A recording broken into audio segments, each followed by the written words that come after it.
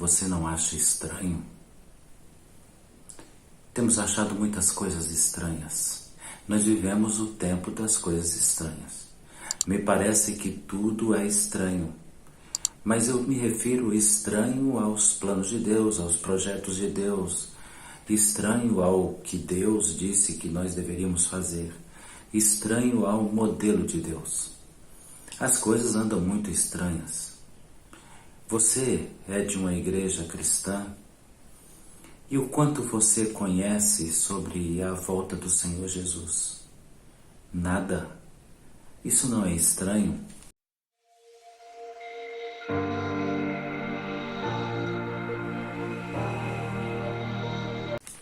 Não é estranho, por exemplo, que a maioria dos cristãos desconhecem os detalhes da volta do Senhor Jesus? Você não acha estranho que as pessoas não sabem nada ou muito pouco sobre os dias da volta do Senhor e os seus sinais? Não estranha você o fato de que a igreja que deveria anunciar a vinda do Senhor não fala da vinda do Senhor? Você não acha estranho que a igreja que ao celebrar a ceia do Senhor, que diz, anuncie a minha morte até que eu venha, anuncia a morte, mas não anuncia que ele vem? E não dá à ovelha a chance de saber detalhes sobre a vinda do Senhor? Você não acha isso estranho? Eu acho muito estranho. Eu acho muito estranho que a igreja do Senhor não fale daquilo que é essencial para a vida do crente, a esperança da volta do Senhor. Antigamente as pessoas, na igreja primitiva, elas tinham por hábito usar uma palavra, Maranata, que quer dizer, vem Senhor Jesus. Mas na realidade também Maranata poderia ter uma entonação diferente, com a entonação de uma grande expectativa e dizer, ora vem Senhor Jesus. Não é estranho que sejamos tão diferentes da igreja primitiva quanto deveríamos nos parecer com a igreja primitiva? Quando a ordem do Senhor Jesus foi, ide por todo mundo e pregai o evangelho a toda criatura, batizando todo aquele que crê em nome do Pai, do Filho e do Espírito Santo. Quando o Senhor disse que nós deveríamos ter o conhecimento sobre as coisas concernentes a Ele, porque o Espírito Santo que viria em lugar dele e veio para guiar a igreja, veio para nos conduzir até Cristo. Não parece para você estranho que a igreja saiba tão pouco sobre algo tão eminente, que a igreja saiba tão pouco sobre algo tão próximo? Quantos são os detalhes da volta de Jesus que você conhece?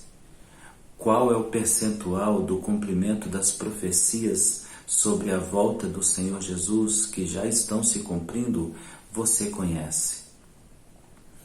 Você conhece, por exemplo, o percentual das profecias para a volta de Jesus no que diz respeito à igreja, e que o percentual desse cumprimento de profecias chegou aos 100% e nada mais falta para que o Senhor volte para buscar a sua igreja? Você não conhece isso? Mas isso não é estranho? Isso não te soa estranho?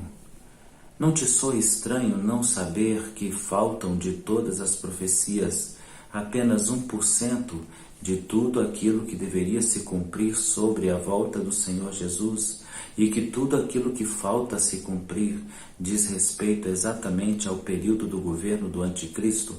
Aliás, você conhece quem pode ser o Anticristo? Já ouviu falar dele? Mas isso não é estranho? Bem, seria estranho se a palavra do Senhor não tivesse nos alertado sobre todas estas coisas. Quando o Senhor disse em Apocalipse, no capítulo 2, no versículo de número 14, tenho alguma coisa contra ti, que sustentas as doutrinas de Balaão. O Senhor tem contra a igreja que a igreja sustenta a doutrina de Balaão. Uma igreja que existe, conhece a verdade, mas visa o lucro.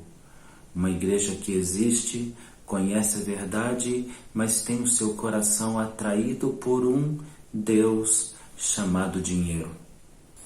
Seria realmente estranho se o Senhor não tivesse dito para nós que isso aconteceria dessa maneira.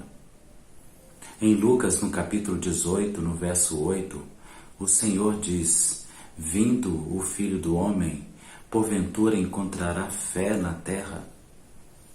E é tão interessante essa verdade, porque em Romanos capítulo 10, no verso 17, diz que a fé vem pelo ouvir e ouvir pela palavra do Senhor. Logo, se não se prega a palavra do Senhor, a fé não brota no coração das pessoas. E a palavra do nosso Deus também diz em Hebreus capítulo 11, no verso 6, que sem fé é impossível agradar ao Senhor, porque é necessário que aquele que se aproxima de Deus creia. Mas como ouvirão se não há quem pregue? A verdade é que o Senhor disse que nos últimos dias as pessoas simplesmente iriam ignorar a pregação da verdade, iriam desprezar a verdade, dando ouvido a fábulas e dando ouvido a doutrinas que não são doutrinas do Senhor. Na realidade, a igreja se transformou num grande centro de encontro motivacional e um grande centro de pregadores motivacionais. Não há nada de errado em motivar a fé. Não há nada de errado em motivar aquele que crê no Senhor, em continuar crendo no Senhor. Mas há alguma coisa de errado em motivar sem usar a fé e motivar sem usar a palavra do Senhor para motivação da fé. A palavra do Senhor nos diz assim em 1 Timóteo, no capítulo 4, sobre o que nós estamos vivendo. Ora, o Espírito afirma expressamente que nos últimos tempos alguns apostatarão da fé, por obedecerem a espíritos enganadores e a ensino de demônios, pela hipocrisia dos que falam mentiras e que têm cauterizado a sua própria consciência. Pessoas se amontoariam para ouvir doutrinas que são doutrinas de demônios. E o que diz a doutrina dos demônios? Os demônios se levantam contra tudo que se chama Deus. É isso que aponta as Escrituras. Então não é de se estranhar. Na realidade, é de se ficar apercebido. Porque se você está em uma igreja e essa igreja não tem falado da volta do Senhor Jesus e ela não tem a esperança de levar você para viver no céu, então talvez ela não seja uma igreja do céu. Talvez ela seja uma igreja da terra. E é bem provável que isso aconteça em muitos lugares.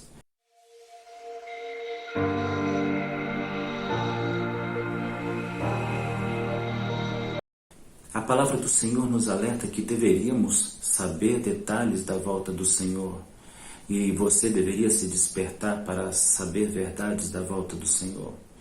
Porque é esta a orientação bíblica concernente a estas coisas que eu estou falando.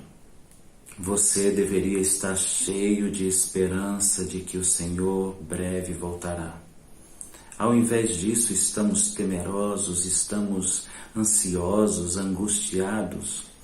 Na realidade, ao observarmos todos esses sinais, que são, sim, sinais que somados a outros, são sinais da volta do Senhor Jesus. E digo algo mais a você. Isso não deve melhorar, antes deve piorar. E ainda digo mais. A palavra do Senhor nos sugere que seremos nós, os cristãos, acusados por tudo isso que estamos vendo. E seremos nós responsabilizados por toda essa crise que nós estamos vivendo. E quando digo nós, me refiro àqueles que servem o Senhor de todo o coração. E por esta razão, o Senhor, tendo um amor por sua igreja, é que ele deixa uma palavra para nos confortar. Em 1 Tessalonicenses, no capítulo de número 4, no verso 13 em diante, diz: não queremos, pois, irmãos, que sejais ignorantes com respeito aos que dormem, para não vos entristecerdes com os demais que não têm esperança. Pois se cremos que Jesus morreu e ressuscitou, assim também Deus, mediante Jesus, trará em sua companhia os que dormem.